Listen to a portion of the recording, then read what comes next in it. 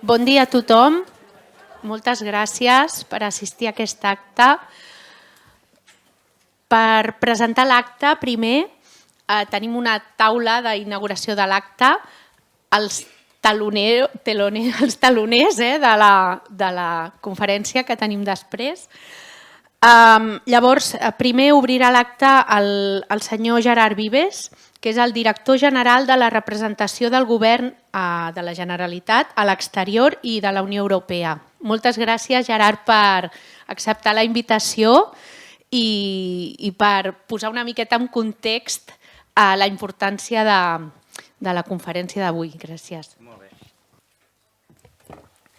Molt bon dia. En primer lloc, agrair a la Universitat Autònoma de Barcelona i a la seva Facultat de Traducció i Interpretació la invitació per ser avui aquí. Ho comentava abans, el xoc que m'ha suposat adonar-me'n que feia 22 anys que havia acabat la carrera i que no recordo haver tornat. Un desastre. Però bé, més enllà d'aquest agraïment i dels meus traumes personals, voldria aprofitar també per felicitar els organitzadors d'aquest acte, un cop més, la Facultat de Traducció i Interpretació i la càtedra José Saramago per la iniciativa. És realment un plaer i un privilegi disposar d'un espai com aquest per poder escoltar i compartir algunes reflexions amb algú de la talla del senyor Carlos Pérez. No m'allargaré, en primer lloc, perquè no heu vingut a escoltar-me a mi, i en segon lloc, perquè confesso que la paraula Àfrica a mi em fa despertar tot tipus d'alarmes. Primer, perquè sóc conscient que quan comences a pensar en Àfrica t'has de desempallegar, t'has de desfer, has de travessar capes i capes de prejudicis, de representacions esbiaixades, de reduccionismes, que comencen fins i tot des d'una pròpia cartografia distorsionada i enganyosa. Però sobretot perquè Àfrica, com a concepte, si més no per mi, vosaltres potser segur que sou els experts, per mi és massa complex, és massa gran, és massa divers. I per tant és massa gran el risc de caure en anàlisis, com deia, reduccionistes, en clixés o en afirmacions simplement buides de contingut, cosa que a mi, per exemple, genera una certa angoixa, encara tinc un sentit del ridícul bastant desenvolupat. Per tant, precaució, no entraré, com deia, en detall en la temàtica, perquè Àfrica requereix, Àfrica obliga a tractar tot de temes que jo no podria tractar en 5 minuts ni probablement sabria com fer-ho. Hauria de parlar de tecnologies, hauria de parlar de l'impacte que tenen en societats en la governança, en els joves africans, però no podria fer-ho sense parlar de recursos naturals, de matèries primes indispensables per la producció d'aquestes tecnologies. Hauria de parlar de geopolítica, hauria de parlar d'Àfrica com a escenari, però també com a actor internacional, hauria de parlar del rol de la Xina, de Turquia, Brasil, Rússia, Marroc fins i tot, a l'Àfrica, i ja no penso ni tan sols en qüestions comercials o infraestructures, penso més aviat en els seus efectes, en els efectes diplomàtics d'aquesta presència al continent.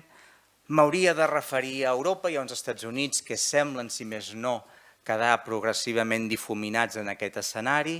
No podria parlar d'Àfrica ni Europa sense referir-me al passat colonial, hauria de parlar de l'Europa post-Cotonou, m'hauria de referir a polítiques com el Global Gateway, no tenim temps per això.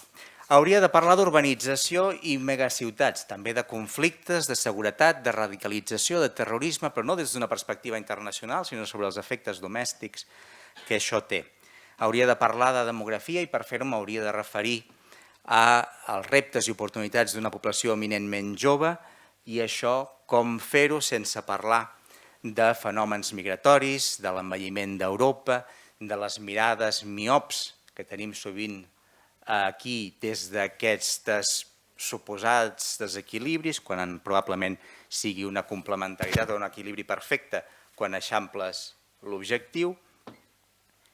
M'hauria de referir a qüestions tan complexes com són les identitats i com fer-ho sense referir-me també a les instrumentalitzacions de l'extrema dreta xenòfoba, hauria de parlar de governança global, de multilateralisme, i aquí m'hauria de plantejar si té sentit que 54 estats membres que representen gairebé el 18% de la població no tinguin un seient permanent al Consell de Seguretat de Nacions Unides. No podria pensar en això sense fer algun tipus de referència a Ucraïna, i segur que acabaria parlant de l'enorme potencial d'Àfrica, tot i que també dels factors exògens que massa sovint l'obstaculitzen, crisis econòmiques, pandèmies, crisi climàtica. Hauria de parlar de tot això, no ho faré.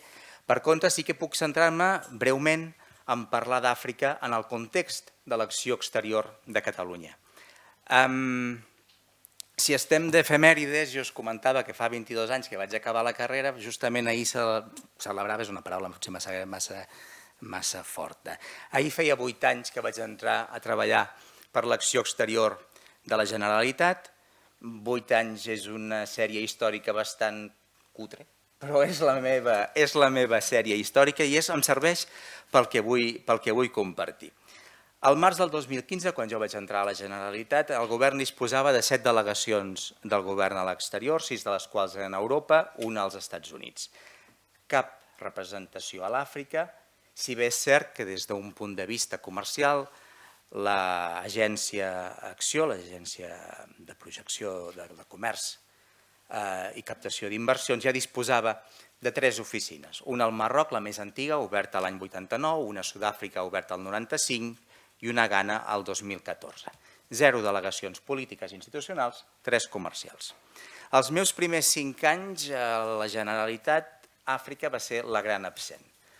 No dic que no es fes res, dic que en el meu prisma Àfrica no va passar mai per davant de la meva taula.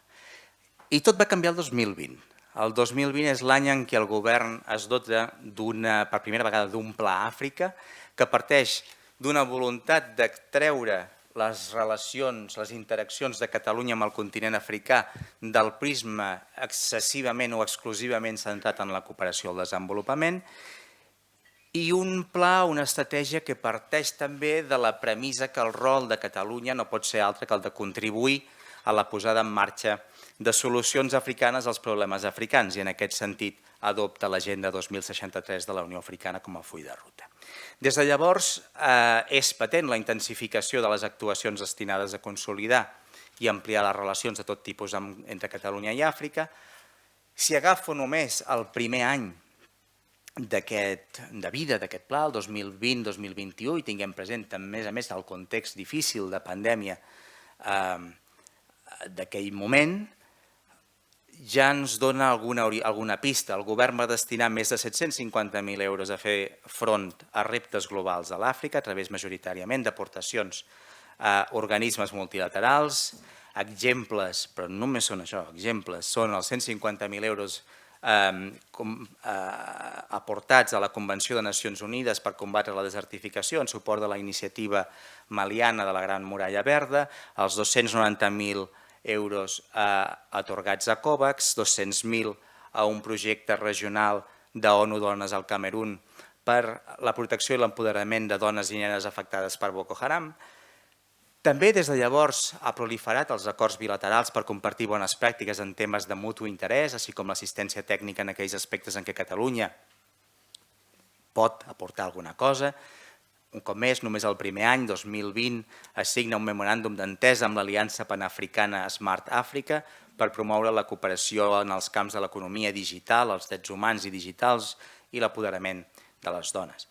I en tercer lloc, s'han creat aliances de coneixement entre universitats i centres de recerca catalans i africans per impulsar la formació qualificada en noves tecnologies. Aquí tenim com a exemples des de la Fundació IDOSCAT, que el 2021 ja tanca un acord amb la Universitat de Saint-Louis al Senegal, les xifres de només el primer any, el 2020, de 116 estudiants que participen en programes de mobilitat universitària entre Catalunya i l'Àfrica del sud del Sàhara, alhora que s'impulsen només aquell any 58 projectes de recerca i innovació, fruit de col·laboracions catalano-africanes, segons dades de la Secretaria d'Universitats. Aquelles 3 oficines exteriors de comerç i inversions que els comentava, Ghana, Kènia i Sud-àfrica, Només el 21 ja també van gestionar més de 202 projectes entre empreses catalanes i africanes. I per últim, destacar la importància de la cooperació al desenvolupament, que si bé s'ha fet un esforç per sortir del corser de l'ajuda al desenvolupament, si més no, en concepció clàssica, segueix sent important. L'any 21 la Generalitat va destinar prop de 2 milions d'euros d'ajuda oficial al desenvolupament a Senegal o 2,5 a Moçambic, països prioritaris de la cooperació catalana que es mantenen en el nou pla director 23-26 juntament amb Gàmbia, Marroc i Tunísia. I acabo tornant al meu dia a dia. El meu dia a dia, com deia, el 2015 no hi havia Àfrica. El meu dia a dia avui tenim, només en els últims 2 anys ens hem dotat de 3 delegacions del govern a l'Àfrica. Vam començar per Tunísia, crec que per Catalunya no és d'estranyar que la porta d'entrada a l'Àfrica sigui la Mediterrània. Tenim la delegació del govern al nord d'Àfrica amb seu a Tunísia, que cobreix Marroc i Algèria, la delegació del govern al Senegal, amb un mandat que inclou Senegal, però també Gàmbia, Costa d'Ivori, Nigèria, Ghana i Mali, i finalment, la més recent, la delegació del govern a l'Àfrica Meridional, amb seu a Sud-àfrica i mandat sobre Angola i Moçambic. Per tant, 3 delegacions, encara modest, però que pretenen cobrir 12 països. Acabo aquí, desconec si Àfrica és el continent del futur, per això tenim el professor, el senyor López, perquè ens ho expliqui, ens ho digui, però els puc garantir que, tot i que hagi trigat en arribar, Àfrica sí que és el futur de l'acció exterior de la Generalitat. Moltes gràcies.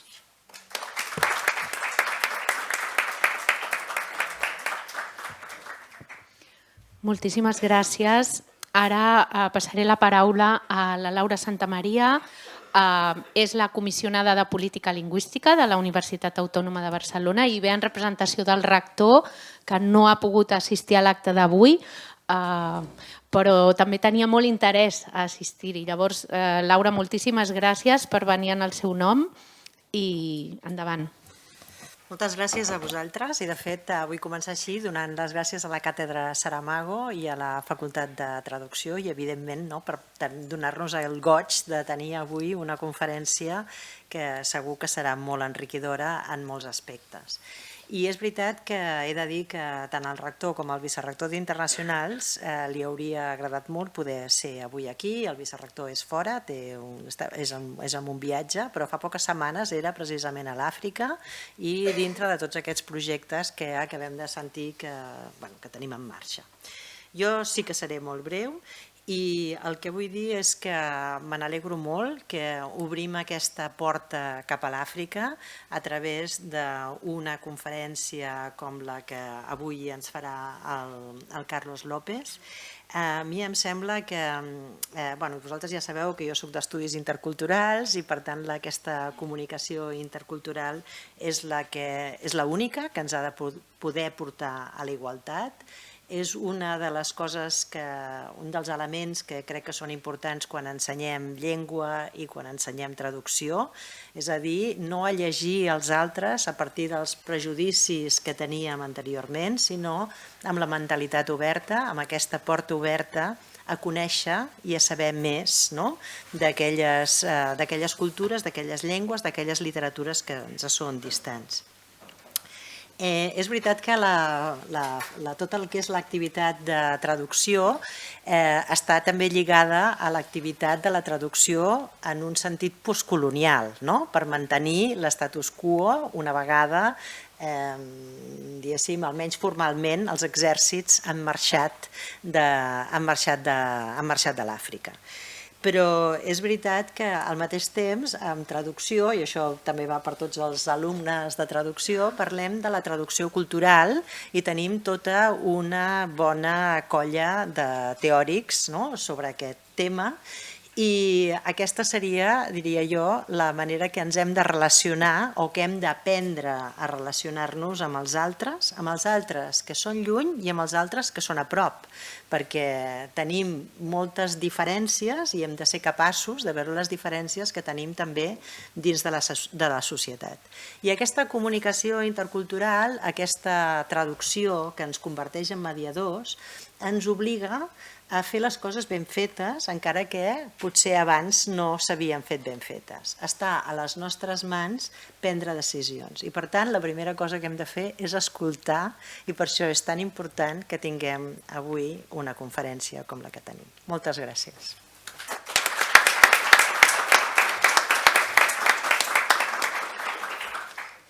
Moltíssimes gràcies. Doncs jo com a degana el que faré és, com a anfitriona, donar la benvinguda a tothom. Gràcies per venir. Els que sou de la facultat, gràcies per venir avui. Els que no sou de la facultat, que sapigueu que sou a casa vostra. I només diré breument, també sobretot als estudiants de traducció, que per molta gent traduir es limita a la qüestió lingüística, però nosaltres que som traductors sabem que per ser bon traductor, bona traductora, has de saber economia, has de saber la política, has de saber història, has de saber cultura, has de saber has de tenir moltíssima informació, diferències culturals, etc. O sigui, molt més enllà de la llengua. Molt més enllà de la llengua. Això nosaltres ho sabem. Llavors, és imprescindible que avui conegueu tots aquests elements sobre Àfrica i tingueu interès, sobretot la conferència d'avui, és generar un interès perquè després, quan sortiu d'aquí, llegiu sobre Àfrica, conegueu Àfrica, etc. El senyor Carlos López ens el presentarà el Nasir. També diré que també és traductor. També és traductor perquè ell ens traduirà què és Àfrica.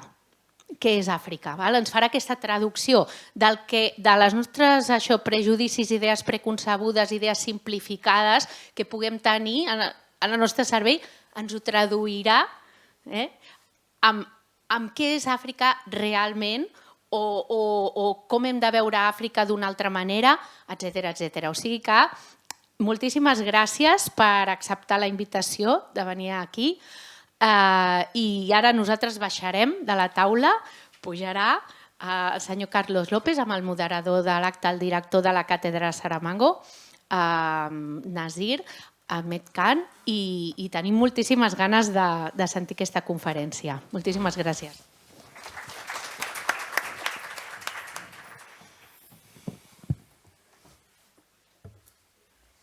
Bon dia a totes i tots. És un plaer molt gran estar aquí al costat del professor Carlos López, una referència per tothom que s'interessa, que estudia el continent africà. I com que el convidat molt amablement ens ha acceptat fer aquesta conferència en castellà, canviaré del meu català exòtic pel meu espanyol insòlit. E passo, mas antes gostaria de agradecer também em português. Muitíssimo obrigado, professor Carlos López. Como foi dito aqui, é uma honra muito grande tê-lo aqui em nossa faculdade, em nossa casa, e poder nos aproximar, não é, a partir de sua conferência a um continente tão vasto, tão diverso e tão complexo e tão interessante. Muito obrigado por estar aqui conosco. Bueno, debo decir que se trata de un deseo antiguo, ¿no? Desde que llegué a la FTI en 2021, tenía en mente traer al profesor Carlos López y tuve, ¿no? la complicidad de mucha gente que está aquí hoy, empezando por la decana Olga Torres, por mi colega de la cátedra José Saramago también, Jordi Sardá, en fin, por un conjunto de personas, por la IP del grupo REICIT, Laura Santamaría, un conjunto de personas que abrazaron con entusiasmo esta idea. Y de hecho, esta relación entre la FTI y África también es antigua, y en particular de la cátedra José Saramago y África también es antigua y empieza con Helena Tanqueiro, una profesora en fin, que todos conocemos, tal vez los estudiantes más jóvenes no, pero que desde hace décadas no tiene este interés y ha traído escritores de múltiples contextos y especialistas de múltiples contextos. Por eso, en el fondo, la actividad de hoy tiene como objetivo que nos acerquemos a un continente, ¿no? muy diverso, muy maltratado históricamente por la prensa, incluso por nuestra literatura, por los manuales escolares. Y de hecho, para que lleguemos a este continente de una otra manera, debemos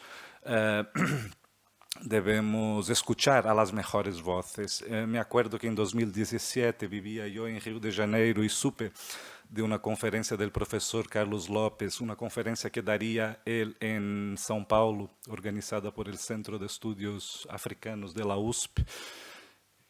Y este encuentro tenía por título A África de que não se fala, o sea, el África de que no se habla.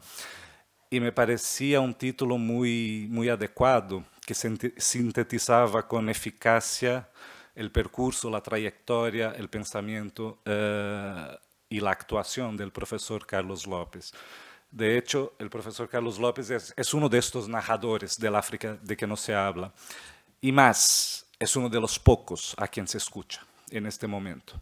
Por tanto, me parece absolutamente necesario, tan necesario como urgente, que escuchemos estas voces que nos presentan datos concretos de una realidad que de alguna manera desmiente la narrativa común, la gramática más conocida y que fue muy bien sintetizada en la mesa anterior por el señor Vivas, por la decana y por la profesora Laura Santamaría. Por eso es un gran placer estar aquí hoy al lado del profesor Carlos López, recibirlo y muy rápidamente lo presento. De hecho, estoy incluso un poco emocionado porque estamos en 2023 cumpliendo 50 años del asesinato de un conterráneo del profesor Carlos López, Amílcar Cabral, sobre quien el profesor Carlos López escribió varios textos, sobre quien también algunos de los teóricos más importantes del mundo, como Edward Said, escribió. Es uno de los pocos intelectuales de lengua portuguesa que son citados y reiteradamente citados en estos clásicos como Orientalismo y Cultura y Imperialismo de Said, y era una figura absolutamente notable en varios sentidos, ¿no? Y desde siempre defendía la articulación entre revolución y cultura. Y el año que viene se cumplen los 100 años de su nacimiento. El profesor Carlos López, como Amílcar Cabral, es de Guinea-Bissau, es sociólogo y economista, es doctor en Historia por la Universidad de París I, Panteón Sorbonne. Es muy difícil hacer un resumen de la trayectoria del profesor Carlos López. Lo más difícil es seleccionar cosas pero en fin, lo intentaré. El profesor Carlos López leccionó en diversas universidades en el mundo como Oxford, Coimbra, Lisboa, Ciudad de México, Zurique, Uppsala, São Paulo, Rio de Janeiro, etc. Y actualmente es profesor honorario en la Universidad de Cape Town, en Sudáfrica.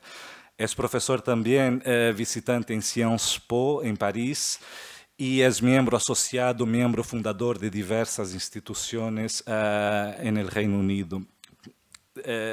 Escribió y organizó docenas de libros que fueron traducidos a varias lenguas, incluyendo el castellano. De sus obras traducidas al español se podría destacar tal vez África en Transformación, Desarrollo Económico en la Edad de la Duda, publicado en 2019 por la editora Catarata y por Casa África. Como sabemos, el profesor López fue secretario general adjunto de las Naciones Unidas y ha ocupado diversos, múltiples puestos de relevancia en este organismo, incluyendo el de secretario ejecutivo de la Comisión Económica de la ONU. Y también de director político en la oficina ejecutiva de la Secretaría General durante el mandato de Kofi Annan. Actualmente es el alto representante de la Unión Africana y entre muchísimas otras cosas es miembro honorario de la Academia Africana de Ciencias, miembro vitalicio de la Academia de Ciencias de Lisboa y es doctor honoris causa. En fin, le fue otorgado este título en diversas universidades del mundo. Recibió también premios y distinciones de otros tipos en todo el mundo también. Uno de los últimos en España por el periódico El País, que le reconoció como una de las 12 personalidades más influyentes de África. Finalmente, es un dato que normalmente no sale en estas presentaciones, es también ficcionista. Tiene un libro interesantísimo de cuentos crónicas, que es un género absolutamente importantísimo, ¿no? En los contextos africanos, un libro llamado Corte Geral.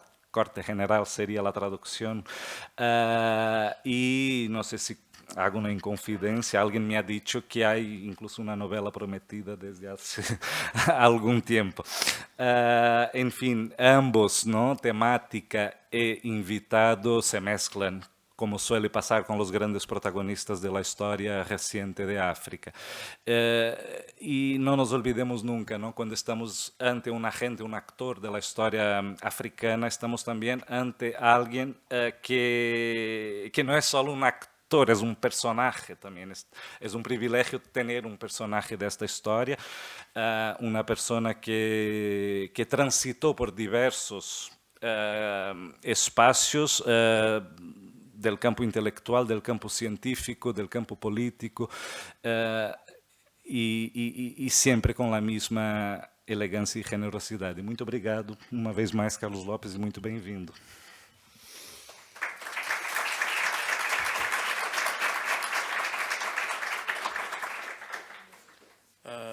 Estimados amigos, estimada Olga, por la recepción y por la hospitalidad y por permitir que sea posible hablar con todos ustedes hoy.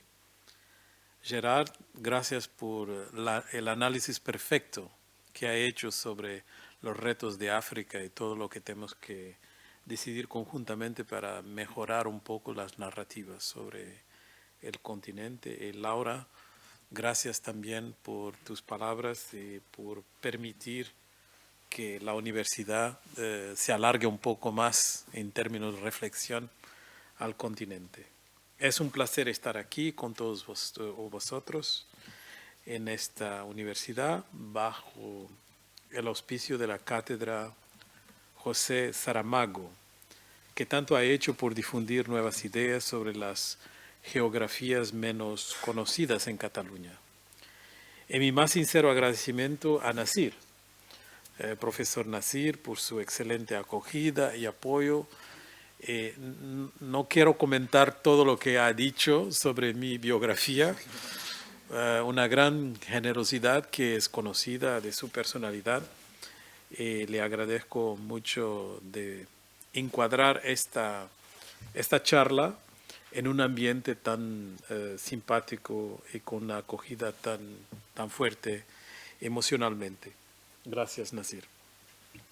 Acordamos un título para esta conferencia que me permitiera abarcar los retos del continente africano con una gran elasticidad en un contexto de grandes cambios en el escenario global.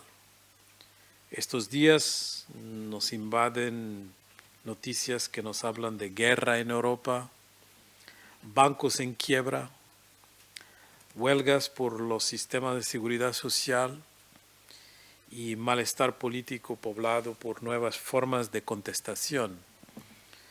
¿Qué tiene que ver todo esto con África? Espero poder demostrar en esta conversación algunos aspectos más destacados de la relación de todo esto con África. Con su indulgencia me concentraré en los aspectos económicos con los cuales estoy más familiarizado, pero espero que en la secuencia podamos hablar de otros aspectos que despierten vuestra curiosidad o interés. Nos preparamos para un otro año de guerra. A pesar del plan chino, el conflicto en Ucrania seguirá entrando incluso en su fase más crítica, una escalada que me parece peligrosa. El presidente ruso, Vladimir Putin, arrastra a Rusia para una larga, como él llama, guerra de civilizaciones con Occidente. Por su lado, el presidente Zelensky intentará arrastrar al Occidente a una guerra directa con Rusia. El presidente americano, Joe Biden, apoyará, y lo cito, cuánto tiempo sea necesario, fin de citación, pero no, cito de nuevo, lo que se necesita.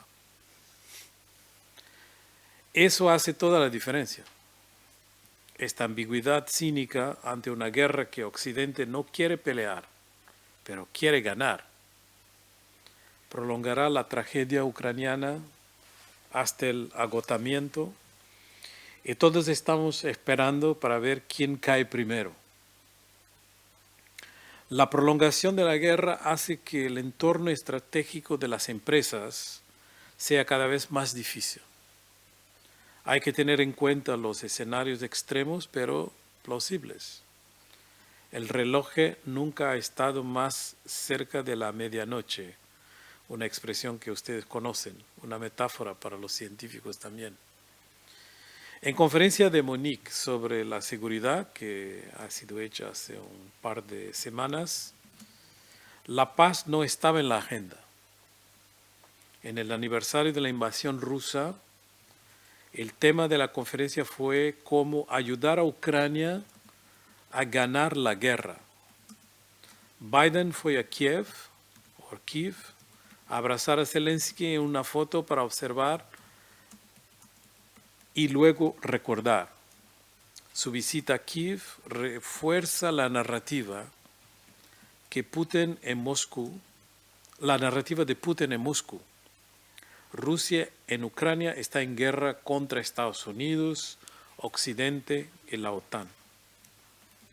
El mes pasado, China hizo un fuerte regreso a la escena internacional.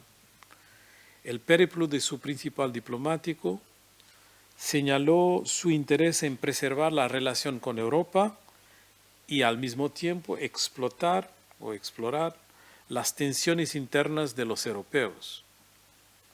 El lanzamiento simultáneo de la iniciativa de Plan Global de Seguridad y Paz para la guerra en Ucrania, una propuesta china, proyecta la voz de Beijing como una potencia responsable e interesada en un nuevo orden mundial. ¿Por qué todo esto es importante? Gran parte del mundo experimentó una fuerte recuperación económica en 2021. Después de la caída sufrida el año anterior, o 2 años anteriores casi, porque se inició antes de la pandemia, de la degradación económica. Por el contrario, el año de 2022 volvió a estar marcado por grandes perturbaciones. A partir de febrero de 2022, bien al inicio del año, la guerra en Ucrania y las sanciones occidentales que la siguieron rápidamente desarrollaron múltiples efectos: económico, logístico, político, a nivel internacional.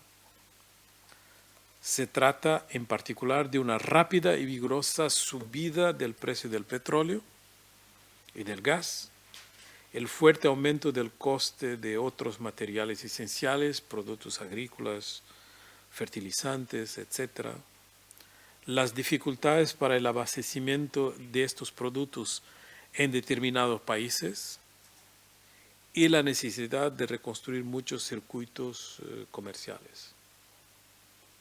Es cierto que algunos precios han retrocedido desde sus máximos durante el año 2022.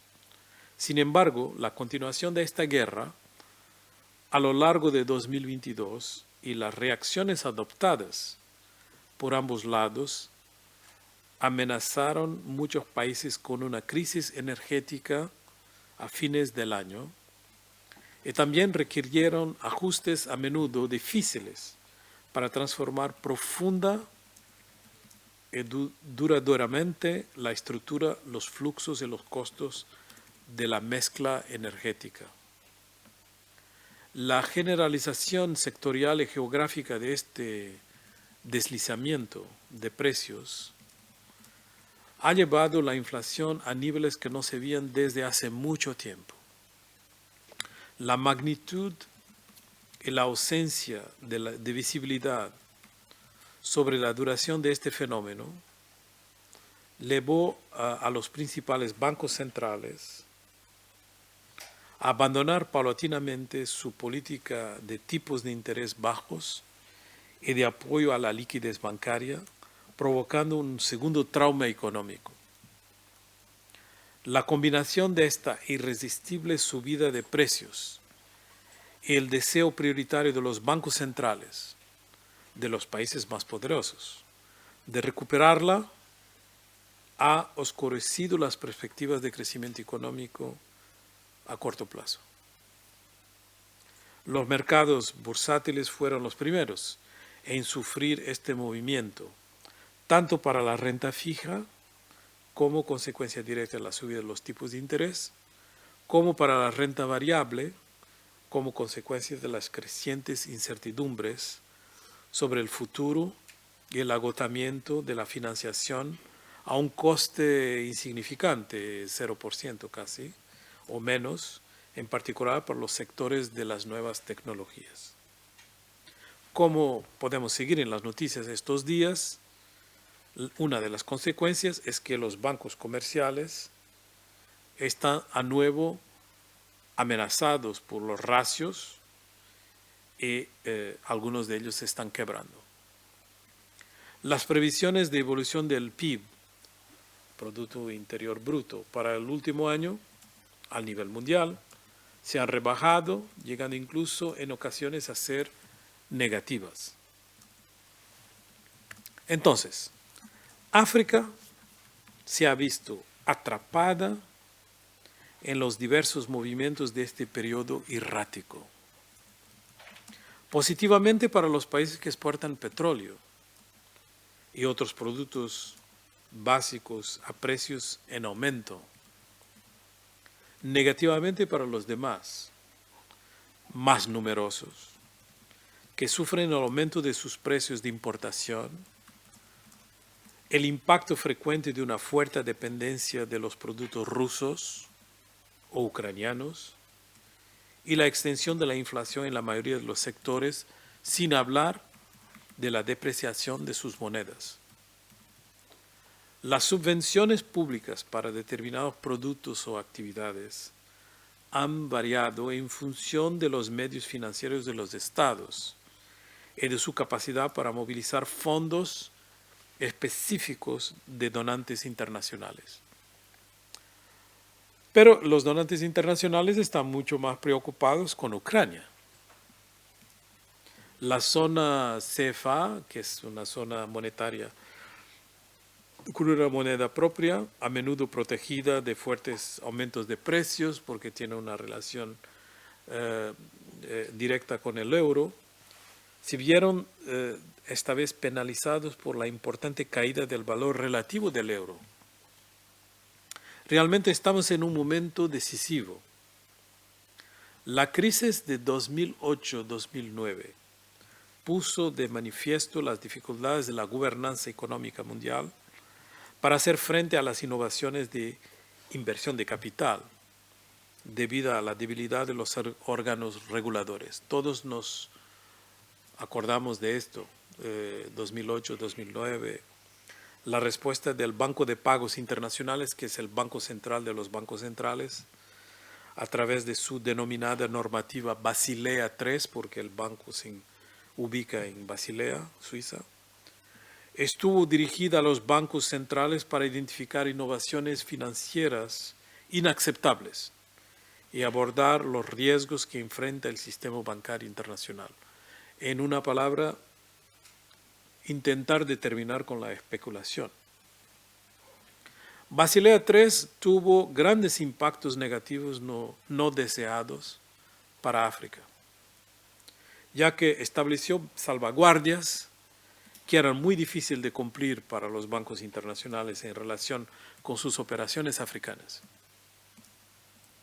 Las cargas asociadas con los nuevos requisitos de diligencia eran tan exigentes que muchos bancos internacionales no pudieron sustentar o sostener estructuras tan complejas para los niveles de negocio que tenía en el continente. Muchos comenzaron a retirarse, dadas las costosas pruebas de estrés que debían completar en el caso de las operaciones africanas. Así, los niveles de acceso al capital cayeron aún más y los costos de capital aumentaron para los países africanos, creando inmensas dificultades. Siempre se presenta a los países africanos como si tuvieran acceso a préstamos especiales en condiciones concesionarias. Pero cuando se observan los detalles de tales reclamos, la escala de los desembolsos de las instituciones financieras internacionales no se corresponde con el crecimiento del PIB de África y las necesidades actuales. El PIB casi dobló desde el año 2000 para el continente. Los préstamos concesionarios no doblaron. Con la crisis financiera de 2008-2009, África terminó siendo la última afectada por la crisis y la primera en recuperarla, lo que demostró la resiliencia del continente en ese momento. Sin embargo, para 2010-2011 más o menos, las repercusiones posteriores a la crisis de 2008-2009 provocaron una caída de la demanda de exportaciones de materias primas de África y comenzaron a exponer debilidades reales en las perspectivas económicas de África. Muchos países africanos se vieron obligados a pedir prestado capital en condiciones más duras, con préstamos soberanos a altas tasas de interés, al 7% o más, lo que corría el riesgo de borrar las precarias ganancias macroeconómicas de la década anterior.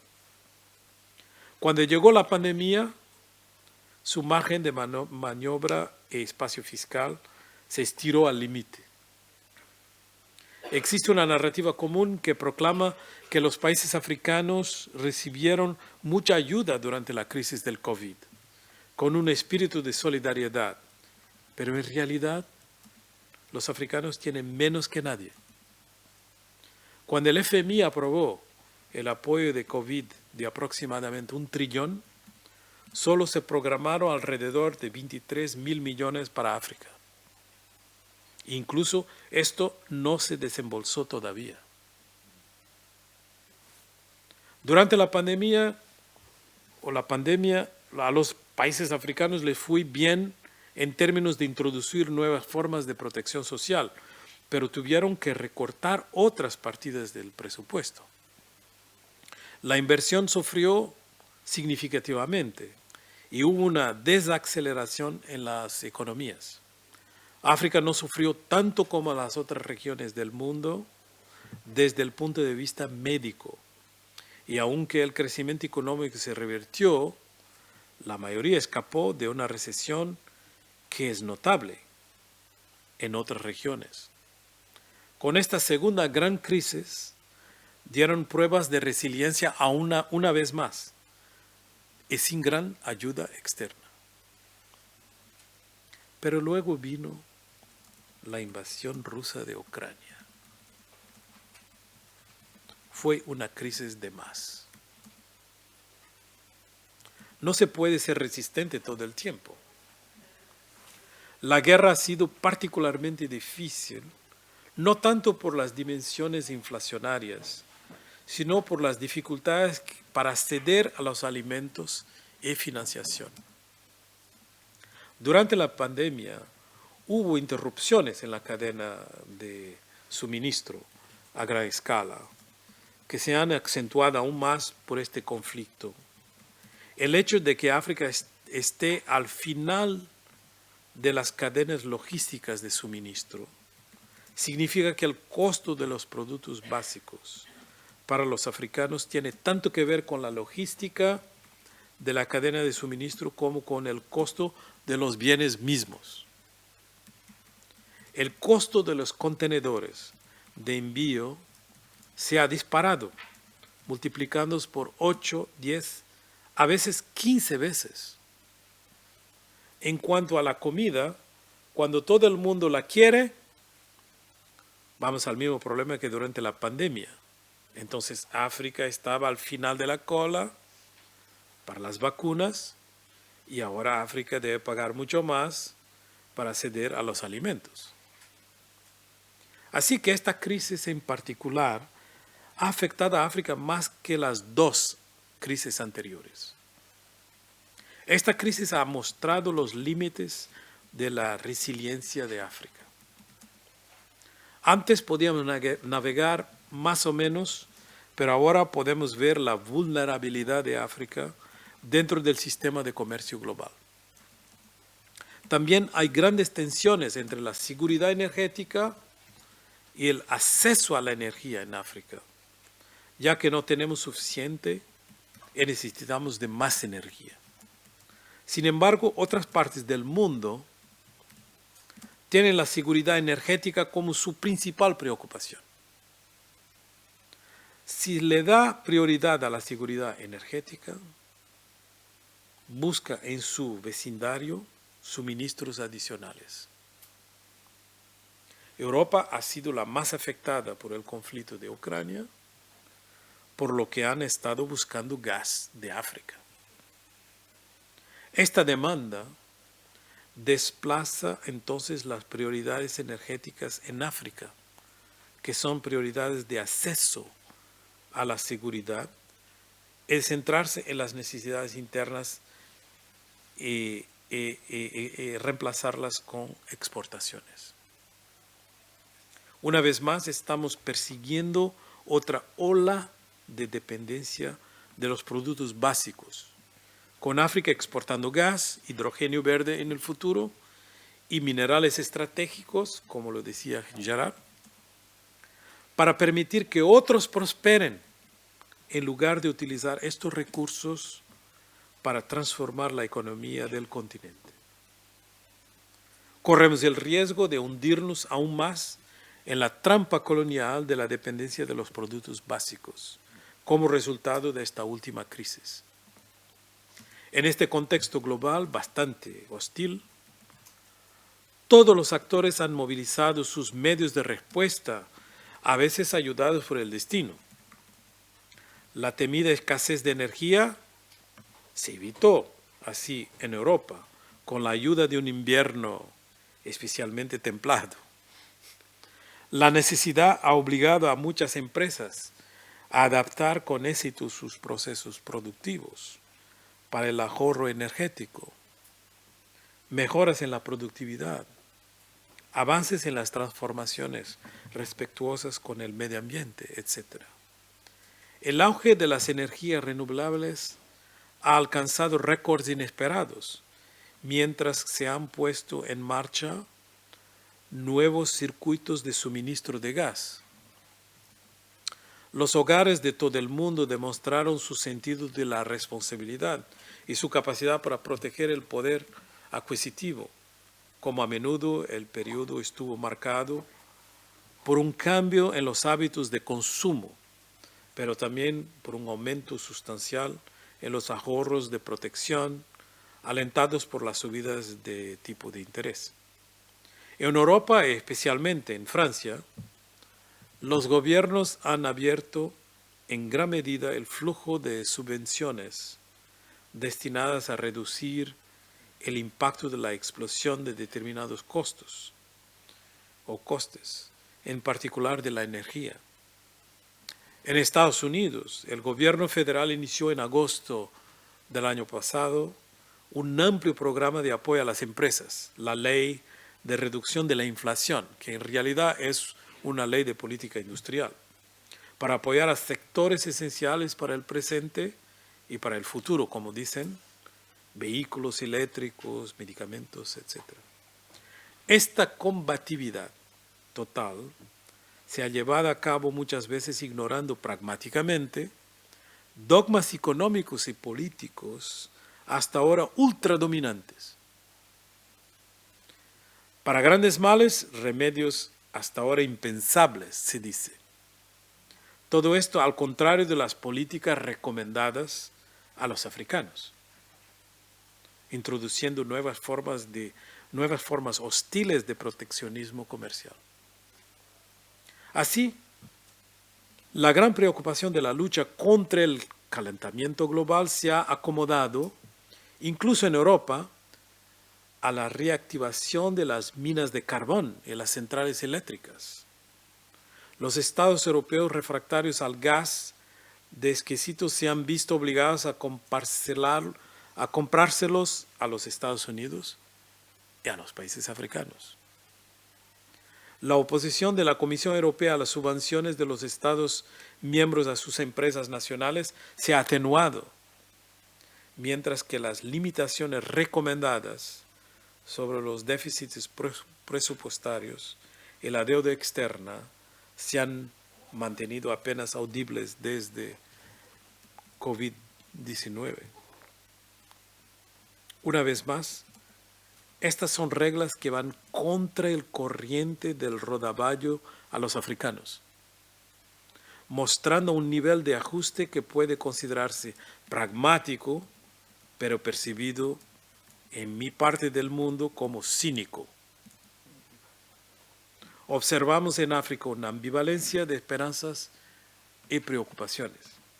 Es cierto que la inflación se ha ralentizado, como en otros lugares, pero los precios se mantienen en niveles elevados para muchos productos, combustibles, alimentos, medicamentos, etc. Muchas monedas se han desenroscado bruscamente. Ghana, Angola, Etiopía, Nigeria, por ejemplo, lo que también explica estos precios altísimos y perturba el funcionamiento de las economías afectadas, como la capacidad de los países afectados para cumplir sus compromisos exteriores. Ghana se encuentra así en default, como se llama el lenguaje comercial o lenguaje financiero, y Zambia lo hizo ya. Las tensiones de tesorería en las finanzas públicas de África y la escasez de financiación externa, en ocasiones agravada por problemas políticos y de seguridad, están dificultando la realización de inversiones que sin embargo son imprescindibles. El Banco Mundial prognostica un probable recrudecimiento de la pobreza en 2023. Ante ello, el Fondo Monetario Internacional anuncia un posible incremento del PIB subsahariano del más 3,7% en 2023, lo que es ligeramente superior al año pasado y superior al mundial promedio. En línea con las disparidades en el desarrollo entre países, este crecimiento continuaría estando desigualmente distribuido en el continente, decreciente y por debajo del promedio en Sudáfrica y Nigeria, los dos gigantes económicos del continente, más alto por el contrario en África Occidental francófona, como en los últimos 10 años. Los efectos combinados de la guerra comercial entre Estados Unidos y China, impuesta unilateralmente por el presidente de Estados Unidos, Donald Trump, en su tiempo, mientras el mundo aún sufría las persistentes consecuencias de la crisis financiera de subprime de 2008-2009, tuvo un fuerte impacto en la macroeconomía de los países africanos. Las principales exportaciones del continente son las materias primas. Cuando la demanda se desacelera, el comercio produce menos recursos para las economías que dependen de estas entradas más que de cualquier otra entrada de capital externo, porque no tiene suficiente inversión. Dado que la mayoría de los países africanos tienen su marco macroeconómico centrado en el cumplimiento de las obligaciones externas, más bien que la demanda interna, en lugar de las reformas internas y la demanda social, privilegian los pagos externos. Los países africanos han visto aumentar el servicio de su deuda, denominada de moneda extranjera, debido a la depreciación de sus monedas. Su espacio fiscal extendido ha sido consumido por respuestas urgentes a la pandemia. Los bloqueos paralizaron las economías y la demanda externa de materias primas se evaporó. Ha habido muchas promesas de apoyo para hacer frente a las conmociones pandémicas, pero no ha habido, lo puedo asegurar, adicionalidad de liquidez y en algunos casos se han registrado reducciones incluso drásticas de liquidez a los países. Sin embargo, el perfil de la deuda ha seguido debilitándose. La deuda soberana cercana a 60% del PIB, ese es el promedio africano, puede parecer manejable. El promedio en los países de la OCDE es de 120%, el doble. Sin embargo, dado el exceso de carga fiscal, 19 de los 35 países de bajos ingresos de la región están ahora sobreendeudados o en alto riesgo de sobreendeudamiento en la clasificación del FMI. La deuda del continente es de 644 mil millones de dólares, más o menos. Para que tenga una idea, es equivalente a la deuda de Holanda y Bélgica. Ese es el continente. Pero los acreedores externos para fines de 2021 representaban el 24% de su PIB combinado. Así que no hay posibilidad para las economías, no tiene suficiente oxígeno para poder responder a este crecimiento. El servicio de la deuda estimada en 2022 sería como 72 mil millones de dólares. Y a estas cifras hay que sumar la creciente deuda pública interna. Cumplir con estas obligaciones resulta difícil. Los países ya no tienen lo mismo acceso al crédito, no hay liquidez en los mercados para los países africanos porque cuando hay una crisis, todos evitan trabajar con países, entre comillas, difíciles. Según la UNCTAD, si un país incumple los términos de la reestructuración de la deuda, generalmente los establecen los grupos acreedores que compiten por los mejores términos, en lugar de dar prioridad a las prioridades económicas y de desarrollo o la sustentabilidad de los pagos. No les importa si los pagos no van a ser efectivos. Les importan las mejores condiciones porque después tienen un poder de negociación más alto. Somalia, Angola, Gabón, Mozambique, Congo, Ghana, Senegal y Túnez están todos en la lista de los 20 principales países del mundo que gastan la mayor parte de sus recursos públicos para pagar su deuda. Somalia, con un asombroso 96%, encabeza la lista. 96% de sus ingresos para pagar deuda. ¿Cómo puede un país que está experimentando una de las sequías más devastadoras del siglo, 4 años de sequía, aún tratando de reparar 4 décadas de guerra civil y conflictos, elegir opciones entre pagar su deuda en lugar de otras demandas internas? Los llamados para el alivio de la deuda son cada vez más fuertes, sin embargo, más rondas de aplazamiento del servicio de la deuda o incluso eliminación de la deuda para los países más vulnerables no funcionaron. Esto a pesar de la pandemia. Esto es más de lo que han recibido todos los países que tuvieron acceso a liquidez del Fondo Monetario Internacional. África representa solamente 5%. Debería ser lo que debería recibir más. Sin efectivo, pagando tasas de interés más altas y teniendo la mejor cantidad de espacio fiscal, es seguro que África enfrentará múltiples crisis sociales y contiendas políticas que van seguramente a acelerar la inestabilidad y allañarán el camino para que populistas, radicales y terroristas tengan una buena temporada. Es de interés del mundo no permitir eso.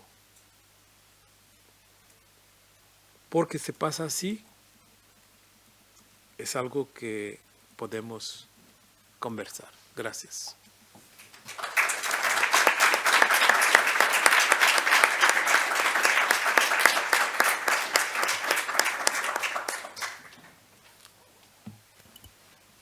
Muchas gracias, profesor Carlos López, por esta magnífica lección, por este paseo absolutamente aprofundado sobre las contradicciones de nuestro tiempo. Somos unos privilegiados porque tenemos una lectura de lo que está pasando ahora, hoy, de manera inmediata. La combinación de factores que ponen en juego diferentes formas de desigualdad y a partir de toda esta circulación de saberes que nos ofrece el profesor Carlos López, podemos entender mejor el lugar, ¿no?, de cada uno de estos contextos, el lugar, ¿no?, de África en el mundo y de todos estos mundos en África. Muchísimas gracias por combinar de manera tan eficaz una red tan compleja de situaciones y por presentarnos también un dato que es muy relevante, la permanencia, ¿no?, de la contradicción como motor de nuestra historia y la manera como las sociedades africanas se relacionan con todas estas contradicciones en las que se ven atrapadas a lo largo de esta historia reciente del siglo XXI. Muchísimas gracias y yo abro el turno de preguntas y comentarios o dudas al profesor Carlos López.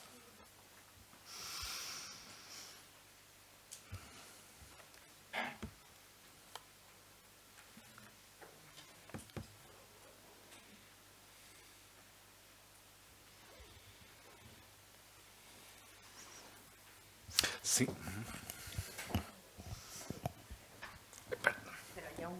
Ja, és veritat. Sí. Digamos que, tornem al català una altra vegada, és una contradicció, no? Tenim una cançó popular valenciana, no?, que diu que hi ha un senyor que no té la clau de sa casa per poder mantenir, diguéssim, l'accés, no?, al català, en aquest cas, és la cançó, Però aquí tenim aquesta contradicció que tenim la clau i el pany, no? La puerta, bueno, la llave i la cerradura, diríamos, no? O sigui, que la llave i la cerradura, les dues coses, són en mans europees o en mans occidentals, diguéssim, en general. Suposo que també més europees pel passat colonial, no? per la primera invasió, la primera onada d'invasions de l'Àfrica, i sembla que estiguem en una situació on no hi ha espai de solució, no? O sigui, d'on ve d'on podria venir la solució, d'on hauria de venir. Aquesta seria per donar-li una miqueta d'esperança o una miqueta que sapiguem entre tots cap a on hauríem de caminar. És a dir, que quan des de les nostres veus humils reclamem el dret a l'Àfrica a poder ser, quina seria la frase que hauríem de reclamar?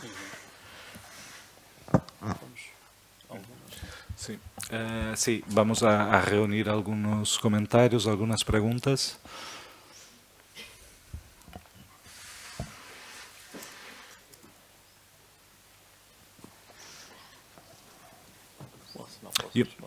Yo también tengo hace unos años también, no en esta conferencia del África de que no se habla, sino en una anterior, en la Facultad de Economía de la Universidad de São Paulo también, me recuerdo, si no me recuerdo mal, que el profesor Carlos López nos traía algunos datos sobre un movimiento inverso a lo esperado. Me recuerdo, por ejemplo, que me corregirá si estoy equivocado, que, por ejemplo, la isla Mauricio era el gran inversor de la India. Me acuerdo que esta información me sorprendió mucho porque estamos hablando de un país tan pequeño, ¿no? Formado por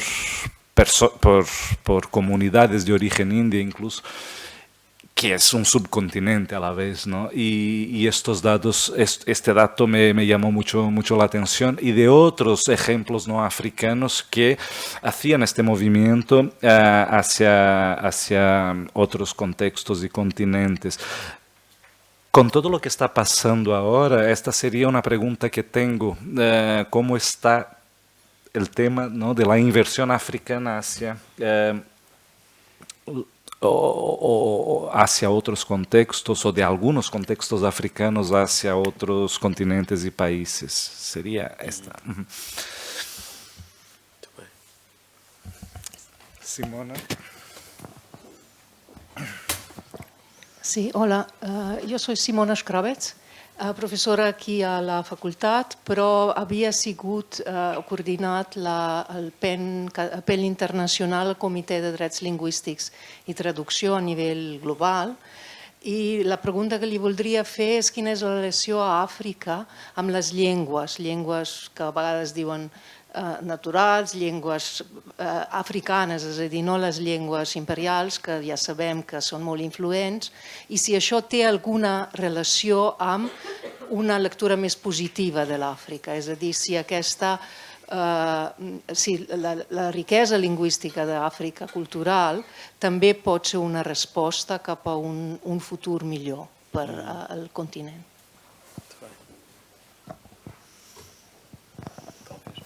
Sí.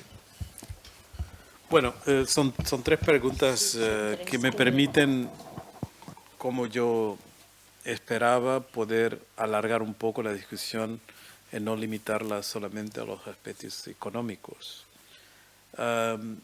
Normalmente me interesa mucho dar la idea de que las narrativas del continente no son favorables o positivas, que es necesario corregir un poco una mentalidad, una forma de mirar el continente que está muy deturpada por una negatividad, por un pesimismo que es contagiante, porque incluso las élites africanas lo adoptan muchas veces.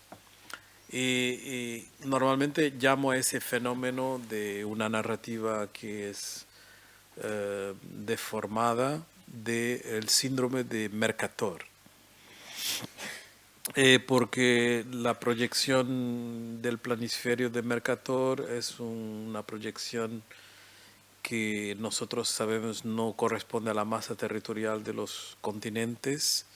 Lo más afectado en esa visión, en esa proyección, es África, que tiene en la proyección Mercator más o menos el mismo, la misma amplitud que Groenlandia, que es 14 veces más pequeña, y que nos da la idea de cuán importante es África, y sobre todo en la mentalidad de casi todos.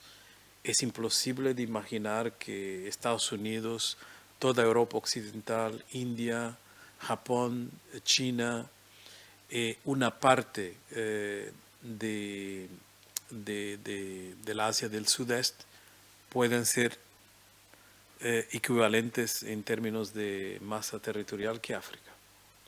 Y que, por ejemplo, esa idea que nosotros tenemos en la proyección, que Rusia, antes Unión Soviética, es tan grande que ocupa toda la parte norte del hemisferio, en realidad es equivalente a 1/3 de África. No es esta la idea. Y la proyección de Mercator, claro que tiene su historia, tiene su justificación. Lo que es interesante no es tanto que nosotros nos gusta este planisferio que está en todas las paredes. Acabo de estar en una oficina donde hay la proyección Mercator, que está en todos los lados. Lo que es interesante es que Google Maps lo utiliza. Que nosotros tenemos medios científicos, pero también capacidades tecnológicas para hacer una proyección distinta, que existe, que es la proyección de Peters, que no la utilizamos porque la gente no reconoce ese planisferio, no es confortable para los ojos, es como si fuera algo que no es natural. Ese es muy interesante, porque incluso ahora es la parte más dolorosa para mí, es que el símbolo de la Unión Africana utiliza una África de Mercator. Así que es el conforto, y ese conforto está en todo lo que hablamos del continente. Y cuando se da una información que es más positiva, el mismo problema del Mercator surge. Es que parece que no es posible. Y cuando finalmente se puede probar que por factos que es la realidad, entonces se intenta disminuir ese facto positivo con un pero, y después viene la explicación. Mientras que cuando es un facto negativo es confortable y se alarga al conjunto del continente. Puede ser una realidad de un lugar, pero inmediatamente la reacción es de alargarlo. Eso es África. Mientras que cuando es positivo, eso no es África. Yo estoy en una ciudad que es capaz de alta sofisticación en muchos servicios, Cape Town, y la gente siempre, la primera reacción de los turistas europeos y otros que llegan es: esto no es África. No es África, sí, no es, sí.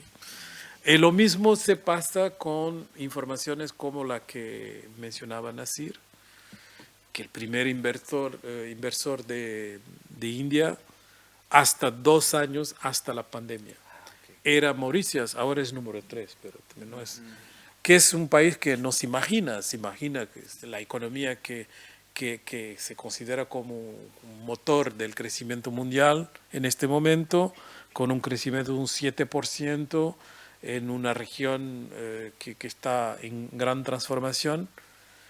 Es en realidad un país con una economía que es ya entre los 5 más grandes del mundo, que su principal inversor es un país africano, chico, Mauritius. Luego viene el pero. En este caso el pero es una plaza financiera que permite una regulación especial que va a permitir ese tipo de desarrollo. esa plaza financiera con regulación especial sí existe. Hay una otra que es más importante que ella, que se llama Londres. Pero ahí no, eso es normal. Pero si fuera en África no es normal. Es algo de un poco extraño. Pero voy a dar un otro ejemplo, es solamente para provocar la discusión. La más grande empresa de tecnología de África se llama Naspers. Naspers es el propietario, no sé cómo se dice exactamente la palabra en español, es shareholder, pero uno de los accionistas, es el accionista más importante, es lo que tiene la parte más importante, en realidad un 20%, de la empresa de tecnología más grande de China, que es Tencent. Tencent, 20% es de Naspers, una empresa africana. Luego, con la plata que hizo con Tencent, Naspers creó en la bolsa de Ámsterdam un vehículo financiero que se llama Prosus, que es la cuarta más gran empresa en capitalización de Europa. Es una empresa africana. Pero luego se va a decir, pero... Y puede imaginar el demás. ¿Ves? Este tipo de situaciones es muy interesante porque, por ejemplo, la refinería más grande en construcción en el mundo en este momento es en Nigeria. El señor Aliko Dangote, que es el propietario, es el africano más rico del continente, está entre los 20 más ricos del mundo, etc. Se puede multiplicar este tipo de ejemplos. Es claro que esto no es la escala, no es la realidad africana, es una parte de la realidad africana. Quizás una parte pequeña, pero sí también es África. Eso normalmente no es parte de la discusión, no es parte de la negociación. Por ejemplo, Europa tiene como su principal socio comercial se imagina, Estados Unidos. El segundo es China. Y el tercero luego se va a imaginar Japón, quizás. O un otro país grande. No, el tercero es África. Pero África continente. Pero no es así que Europa se establece sus relaciones comerciales con África. Europa ha sido el motor principal de la desagregación de la negociación comercial africana para que no fuera una negociación con el continente, que fuera con partes del continente.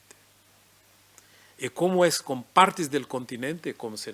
La negociación tiene que ser con tratados, con consideraciones de tipo bastante contractuales y legales. África no aparece como el tercero, porque está atomizada. Cuando se intenta, como es el caso ahora, de tener una zona de libre comercio en África y negociar con Europa de una sola voz, África crea un secretariado para la zona de libre cambio, crea toda una estructura. El principal donante de esa estructura es la Comisión Europea. Perfecto, están con nosotros. Pero luego la condición de esta ayuda es que se respeten las desagregaciones que están en existencia legal hasta ahora. Y podemos continuar con ejemplos, pero eso es una demostración de lo que pasa. Hay mucha ayuda. Voy a dar otro ejemplo solamente para que Laura se pueda convencer de lo que estoy diciendo. Durante el periodo pandémico, la primera decisión de la Unión Europea, estoy hablando de la Unión Europea, fue de darle prioridad al suministro de todo el material necesario para la pandemia, y cuando fue el caso de las vacunas, de crear fue el principal agente para crear un plan y un programa especial de distribución de vacunas a los países más vulnerables, África en particular, con el nombre de COVAX. Lo que pasó es que la ayuda tradicional europea para África fue completamente reprogramada para poder comprar vacunas de las farmacéuticas europeas. Entonces, los programas que existían para educación, para salud, transportes, etcétera, empezaron a tener dificultades porque la plata no estaba más disponible, porque estaba siendo utilizada para COVAX. Pero COVAX son solamente vacunas que llegan, no es producida en África. África hizo un intento en la Organización Mundial de Comercio para poder tener una, ¿cómo se dice en español? Una waiver, una consideración especial para poder prescindir de pagar derechos de propiedad intelectual, para poder hacer producción de vacunas en los países pocos que podían hacerlo. Uno de ellos, Sudáfrica. Eso no fue aprobado. Después de muchas negociaciones, finalmente se llegó a un acuerdo solamente al final del año pasado para prescindir de los pagos de derecho de propiedad intelectual, de patentes, a las farmacéuticas durante un periodo limitado, que es más o menos de 5 años, que es exactamente el periodo que es necesario para que la producción africana de vacunas pueda llegar a sus necesidades básicas, que en la opinión de Unión Africana es más o menos el 30%. Y lo que pasa es que para instalar la capacidad de estas nuevas unidades se necesita más o menos 5 años. Así que cuando ellas estén listas, ya no hay más la distribución privilegiada de derechos de propiedad intelectual.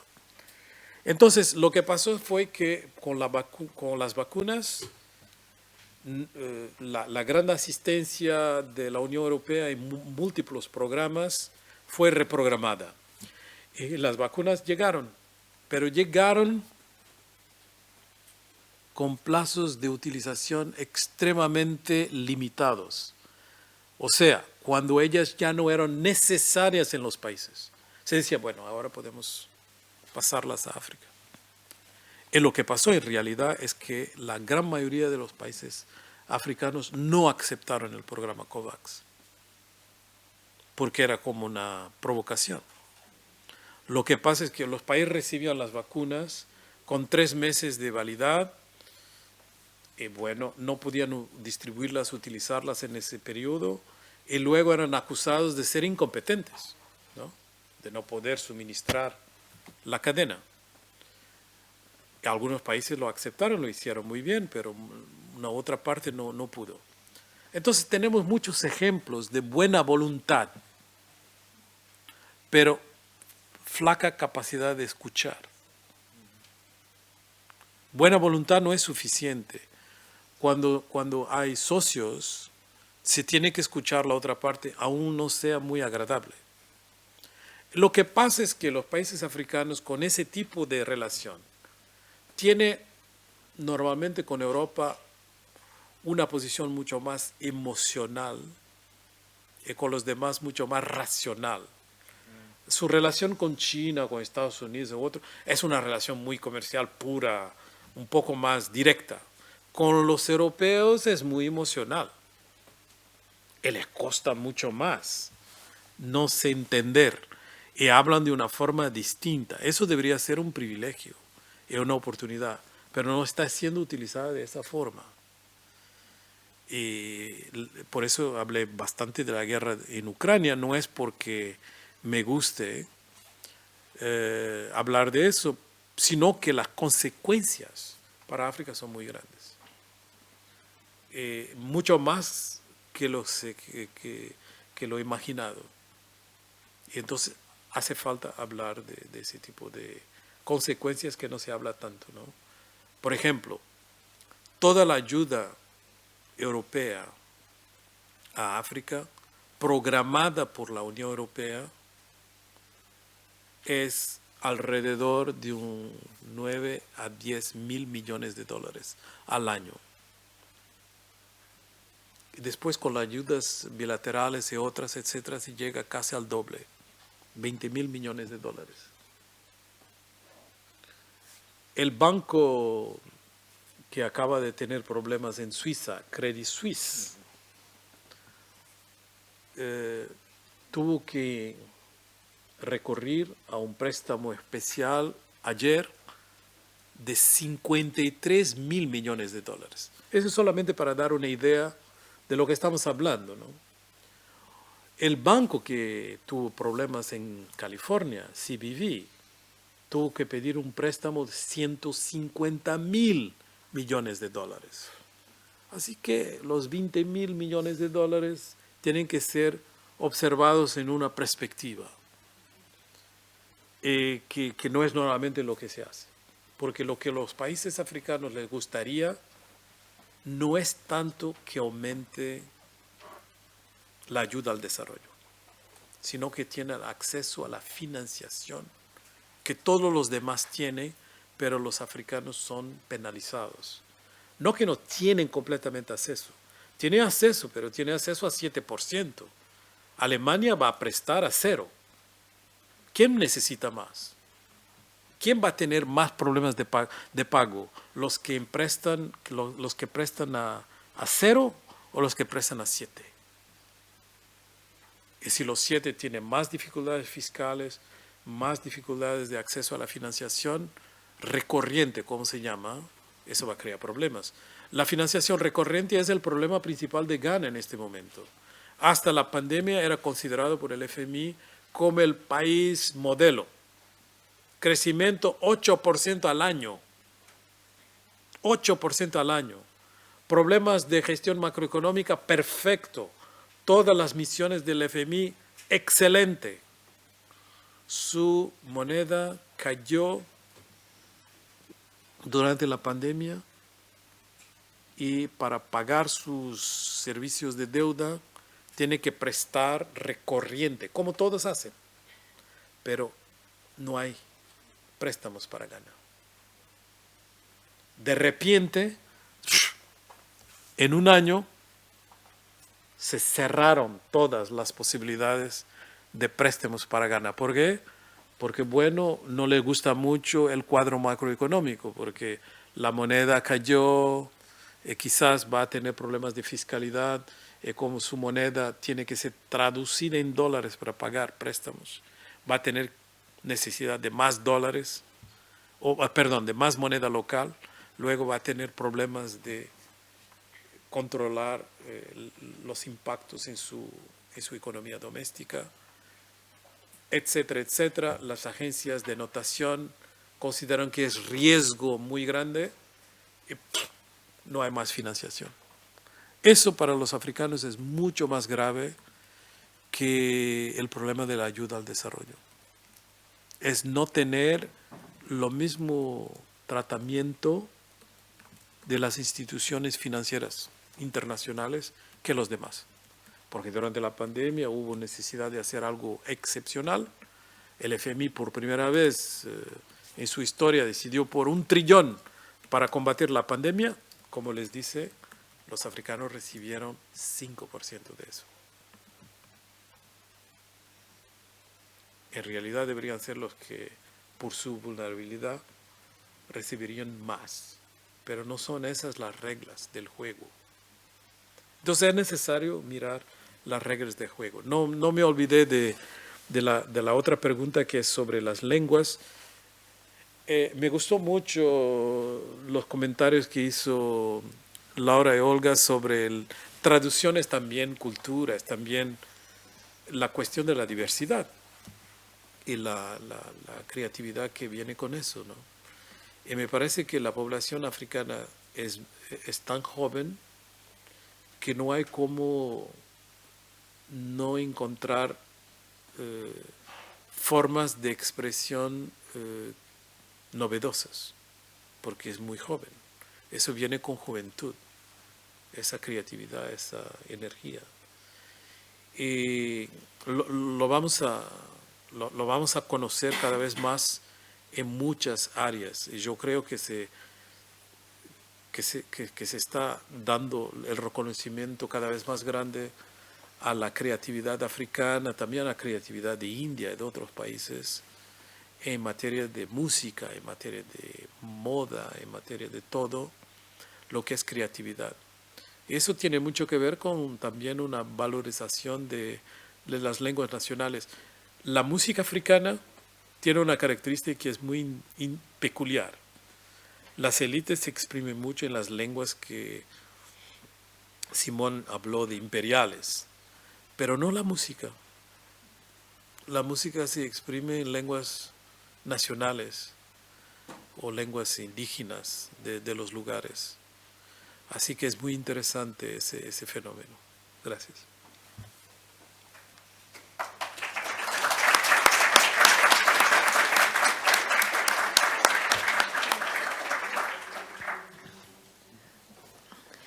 ¿Qué tal? Una pregunta. En nuestra facultad tenemos las lenguas que enseñamos. Aquí hay estudiantes que están estudiando, bueno, por supuesto, claro, español, pero inglés, francés, árabe, ruso, chino, portugués. O sea, muchos de los agentes que han salido en su discurso, pues ellos están estudiando las lenguas, la cultura, la economía, la política de todos estos países, ¿no?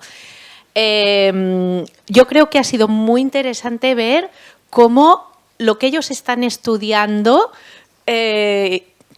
también tiene su realidad en África, ¿no? Sí, claro. Entonces, yo creo que esta reflexión también era una de las que queríamos transmitir en esta charla, que es que ellos vieran realmente que lo que están estudiando se ramifica por todas partes, ¿no? Y entonces esta charla realmente ha visto todo esto y además que cada uno a veces están estudiando su lengua, ¿no? Su lengua. Nosotros somos los de portugués, los de ruso, los de tal, y están un poquito aislados. Entonces, claro, es muy interesante ver que no tiene que ser así, que es que está todo relacionado. Es un sistema que tiene relación por todas partes, ¿no? Entonces, yo creo, si puede hablar un poquito de esta interrelación de lenguas, de países, de gente, para que ellos realmente vean que tienen que estar atentos a todo esto que está pasando, a las noticias, a los datos, a analizar la realidad de la actualidad, de los países, etcétera, etcétera. Que sobre todo que vayan más allá de aprender su lengua y de situarla a veces en las ciudades más importantes, porque bueno, los que estudian inglés, no sé si he mencionado inglés, francés, alemán también, bueno, también inglés, francés, alemán, claro, muchos quieren ir a Londres. Vale, pues a ver, vamos a abrir un poquito perspectivas, ¿no? Y ver que todo está relacionado. No sé si me he dejado algún país, bueno, también coreano, bastantes, pero yo creo que 14, de las 14 que enseñamos aquí, es que realmente yo creo que todos han escuchado, su lengua ha estado presente en esta conferencia, ¿eh? Bueno, pues si puede comentar algo de esta interrelación sistémica de todo. Sí.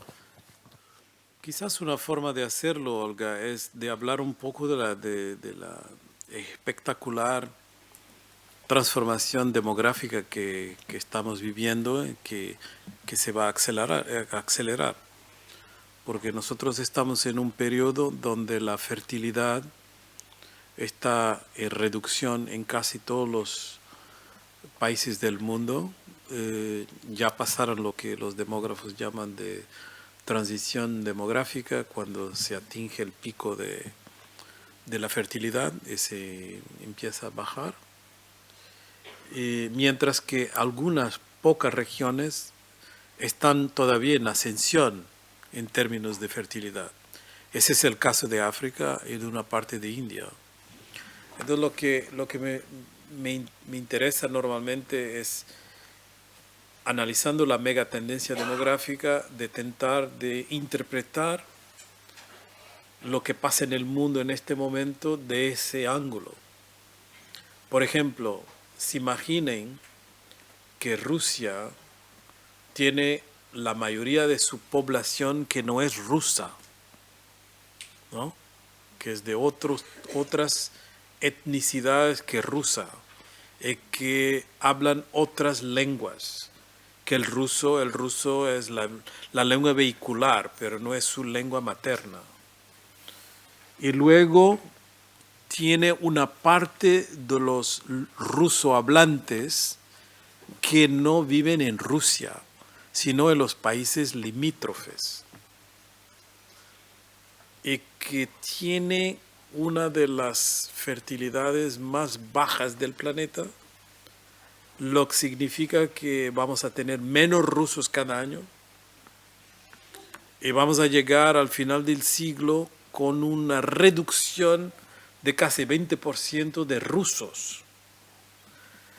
Si usted fuera un líder ruso, casi emocionalmente lo primero que piensa es cómo recuperar los rusos que no están en Rusia, quizás invadiendo los territorios donde ellos están ubicados, como casi una preservación cultural. Eso puede justificar una forma de ver el mundo muy diferente, por razones demográficas. Y ahora el ejemplo de China también, ¿no? China tuvo una política de un hijo por pareja durante bastante tiempo, como sabemos, y modificó esa política hace 2 años. ¿Por qué la modificó? Porque está en un proceso de reducción de fertilidad mucho más avanzado de la previsión que habían hecho los grandes planificadores chinos. Y luego tiene un problema de sustentabilidad de su seguridad social, como los países europeos o Japón. Eso se aceleró de una forma que no estaba en sus cálculos. No solamente modifica su política, pero también tiene que exportar una parte de su producción, porque tiene que concentrar la mano de obra, que todavía es grande, en las cadenas con más acentuado valor para poder permitir la manutención de su sistema de seguridad social. Entonces se va a exportar para fuera de China una parte de su producción. Es evidente que le interesa hacerlo con las partes de la economía que tienen menos valor y luego las que necesitan de menos calificación y que tienen menos presión de la robotización y de la automación. Entonces el terreno privilegiado para hacer eso es África. Eso justifica una presencia china más grande en África. Pero para hacerlo necesita de infraestructura. Eso explica por qué China invierte tanto en infraestructura en África. La razón por detrás es demográfica, pero no parece. Así que podemos continuar un poco con esta idea. Por ejemplo, Japón, que tiene una población de 110 mil millones de personas, llegará al final del siglo con 90 millones. 110 millones para 90 millones. Una reducción de 30 millones de personas. Pero eso no es lo más grave. Lo más grave es que ahora En Japón, ahorita en Japón, dirían los mexicanos, tenemos una situación en que el número de nacimientos es menos que el número de muertes, fallecimientos. Entonces significa que la edad de promedio de los japoneses está aumentando a una gran velocidad. Ya ultrapasaron los 45, que es más o menos un promedio que define una crisis. Si el promedio de edad es superior a 45, estamos en crisis demográfica. Esa crisis demográfica va a acelerarse y si no se hace algo, yo voy a decir lo que se puede hacer, si no se hace algo, llegará Japón al final del siglo con un promedio de edades casi de 60. 30 millones de personas menos, el promedio de 60. ¿Cómo se mantiene la estructura productiva y económica de un país así? Va a tener que hacer cosas revolucionarias. Una de ellas es crear una capacidad de ahorro interno que permita a la economía de autonomizarse del sistema internacional, porque es la única forma.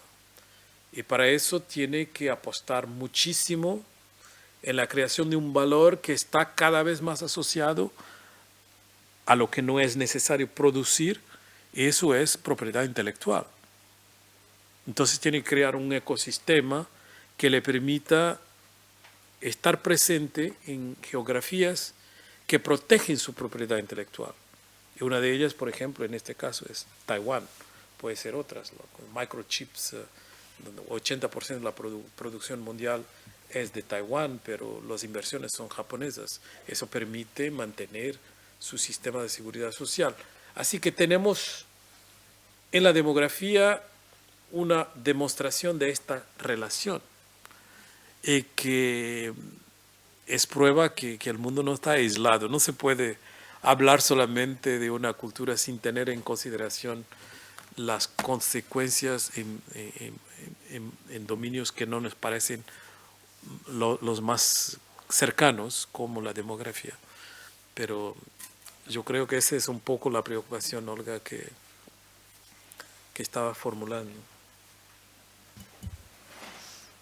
Sí, si me permiten, solo un pequeño... El promedio de edades en África es 19. Eso es. Es que justamente iba a preguntar, ¿no? Las lenguas, incluso las lenguas europeas, el portugués, por ejemplo. El portugués será más hablado dentro de nada, mañana, en África que en cualquier otro contexto. Me imagino que es el camino del francés también, de alguna manera. También. Y claro, y en este sentido el futuro, ¿no? ¿Qué futuros para África? Esta es también una gran contradicción, ¿no? Es el futuro de las lenguas europeas, ¿no? Que son por derecho propio también hoy lenguas africanas, fueron lenguas conquistadas, no son propiamente una herencia, no son una herencia como suele, ¿no? decir. Yo pienso en el caso de Mozambique, por ejemplo. Portugal dejó 91% de analfabetos en todo el periodo de dominación y Mozambique 50 años después tiene una población que, si no me equivoco, es de 65% de alfabetizados. Hizo más en 50 años que durante toda la dominación colonial. O sea, conquistó la lengua por vía de la lucha, ¿no? Y esto es muy importante. Pero me parece absolutamente notable el modo como se relacionan todos estos mundos y yo estoy muy contento porque precisamente el discurso más habitual, incluso aquellos discursos que nos han formado como personas y como intelectuales muchas veces, sitúan el continente africano en un mundo aislado, en el pasado, en un pasado congelado y normalmente distante de la contemporaneidad, ¿no? Lo que hace el profesor Carlos López es precisamente recordarnos que no se puede pensar Europa sin pensar en África simultáneamente, no se puede pensar en Asia sin poner en relación todas estas dinámicas y todos estos juegos de relaciones, pase la redundancia, ¿no? Por eso estos dos movimientos, ¿no? De sacar el continente de un pasado ahora a veces idealizado, incluso a veces maltratado, casi siempre, y situarlo en una discusión de hoy, ¿no? En este calor del momento, es absolutamente, y con todos estos datos, ¿no? Que no tenemos, sino es por vía de las voces que tienen, que las tienen. Por eso, muchísimas gracias una vez más, profesor Carlos López. Y no sé si hay alguna pregunta más, algún comentario. Mientras pensáis, yo quería una vez más, ya abriré otra vez la última oportunidad, pero antes de eso agradecer mucho al CERIM por la grabación, a todas las personas involucradas en esta actividad, a las estudiantes, a los compañeros aquí de la FTI, de otras facultades, al PEN catalán por la presencia, Simona por la divulgación también, que nos ayudó mucho. En fin, a todas las personas que han venido hoy y que van a acompañar después en diferido seguramente este momento que es un momento histórico, ¿no? Tener al profesor Carlos López aquí tiene que ser visto de esta manera. Por eso, ahora sí, una última oportunidad, algún voluntario, alguna voluntaria.